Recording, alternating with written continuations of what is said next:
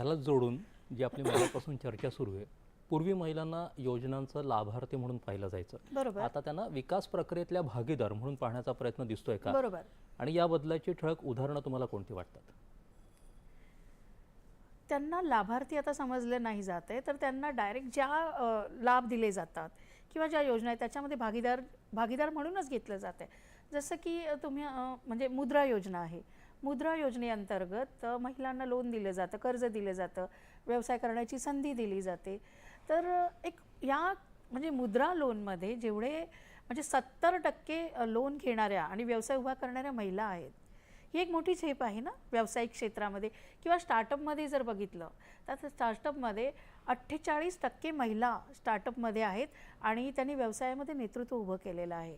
पूर्वी कसं होतं की महिलांसाठी योजना बनायच्या, महिलांसाठी म्हणजे त्यांना काहीतरी दिलं जायचं, पण आता तसं नाही आहे.